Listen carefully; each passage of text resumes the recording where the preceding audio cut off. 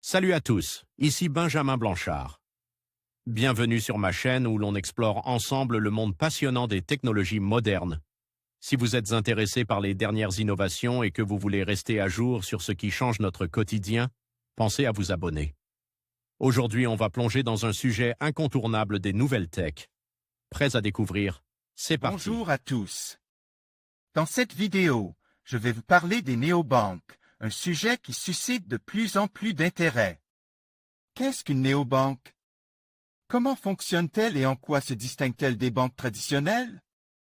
Je vais explorer ces questions avec vous et vous donner un aperçu des avantages et des inconvénients de ces nouvelles institutions financières. Restez avec moi pour découvrir tout ce que vous devez savoir sur le monde des néobanques. Le marché bancaire connaît une transformation depuis le milieu des années 2010 avec l'apparition des néobanques, ou banques de nouvelle génération. Face à la démocratisation des technologies Internet et mobile, les startups de la FinTech se multiplient et conçoivent de nouveaux modèles financiers. Parmi ces derniers, la néobanque est une banque entièrement dématérialisée rattachée ou non à un groupe bancaire traditionnel. Puisque l'expérience proposée est entièrement en ligne ou via une application mobile, la néobanque ne dispose pas d'agence ayant pignon sur rue. Certaines font exception à cette règle. C'est par exemple le cas de ING France. Les services dématérialisés adossés à des groupes bancaires classiques profitent également de personnel. Hello Bank, par exemple, s'appuie de l'infrastructure de BNP Paribas. Les néobanques sont régulées et disposent pour la plupart de certifications leur permettant de proposer des services bancaires ou d'opérer des flux financiers. Quels sont les avantages des néobanques?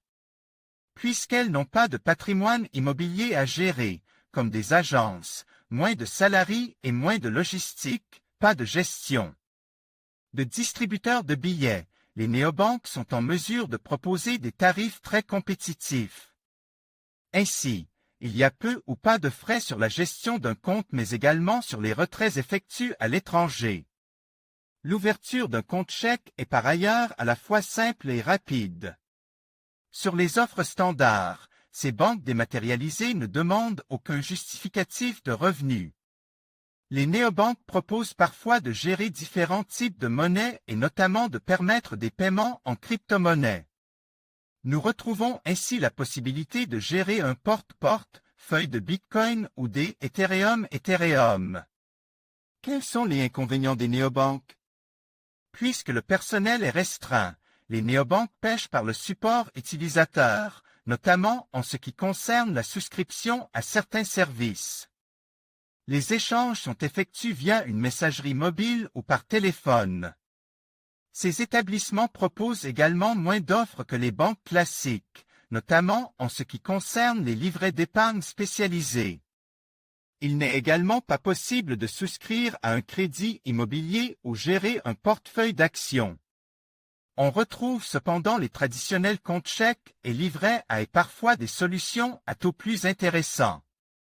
Toutes les néobanques ne peuvent pas proposer un découvert. C'est surtout vrai pour celles qui ne sont pas adossées à une banque classique. En conclusion, les néobanques représentent une évolution significative dans le paysage bancaire moderne. Elles offrent des services innovants, une interface utilisateur simplifiée et des frais souvent réduits, attirant ainsi une clientèle de plus en plus large. Que vous soyez un jeune professionnel à la recherche de flexibilité ou un utilisateur souhaitant une gestion simplifiée de ses finances, les néobanques peuvent répondre à vos besoins. Il est essentiel de bien comparer les options disponibles pour choisir celle qui correspond le mieux à vos attentes. Merci de nous avoir suivis et à bientôt pour de nouvelles explorations financières.